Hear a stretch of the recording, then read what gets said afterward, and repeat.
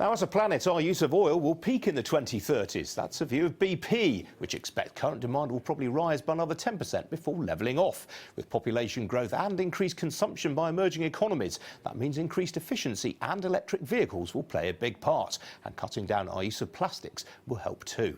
BP's chief economist, Spencer Dale, explained the company's thinking to me earlier. Oil is very heavily concentrated within the transport sector. The world will carry on travelling and transporting goods and services and people more and more. We think demand for transport services, be it in terms of people or in terms of freight, will more than double over the next 25 years. But those planes, trains and automobiles we use to do that transportation will get increasingly efficient over time. And so the growth of oil demand will gradually slow and then sort of stop growing, we think, in one particular scenario towards the end of the 2030s. And within that, big rise in renewables, which you say has even caught BP out in terms of by the strength of it. Yeah, so we expect renewable energy, wind and solar in particular, to grow extraordinarily strongly over the next 25 years.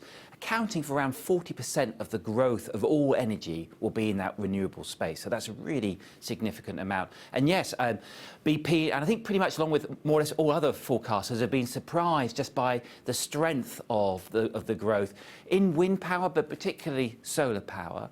Some of that is technological gain, just the pace at which some of these improvements have been made have been significant. But also a significant role here is the degree of government support, particularly in countries like China and India, where that government support has pushed through the penetration more quickly than we thought. And those two things end up being reinforcing each other, because as more and more wind and solar energy is generated, you get better at doing it, you move down your learning curve, and costs come down, so they reinforce each other. People will be quite surprised that whilst you see demand for coal plateauing, it's still going to be a very big contributor to global energy supplies by the middle of the century. Yeah, so we sort of have coal flatlining over the next 25 years. Now, that's a remarkable change. If you look back over the last 10 or 15 years, coal has been the dominant source of energy growth over much of that period, particularly because it was the fuel which fueled the massive rapid industrialization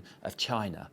But what we're seeing is, particularly in China, a shift to a more sustainable pattern of energy growth, slower growth, less energy-intensive growth, less coal-intensive growth. So we see coal consumption in China falling in outright terms. I think it's increasingly likely that coal consumption in China has now peaked. The other really interesting thing in this report, though, is that obituaries for the internal combustion engine shouldn't be written quite yet. I mean, even by 2040, you think 85% of all cars will still be traditional petrol or diesel engines. Yeah, so on one side, electric cars are happening and they're going to grow enormously quickly. In that particular scenario we're talking about, they go from something like 3 million electric cars on the planet today to 300 million electric cars on the planet by 2040. So it's happening, it's real. But we also think the number of total cars on the planet will double from about 1 billion today to about 2 billion by 2040. Now, at this point, you may be thinking, oh my goodness, I don't need more than twice as many cars on the streets of London.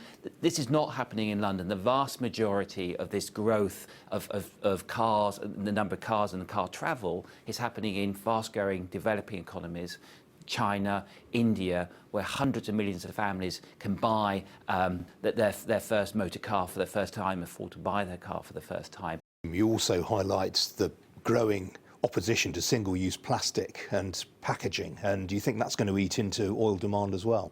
Yeah, so an important sort of feature of oil demand growth going forward is the use of oil not as a source of energy, but rather as a feedstock, particularly into petrochemicals, so to make plastics, paints, fibres, polyester suits, and so on. Now, not all of oil which is non-combusted is used for plastics, and not all plastics are bad plastics. I look around this studio, much of this is made of plastic, and there's nothing wrong with that.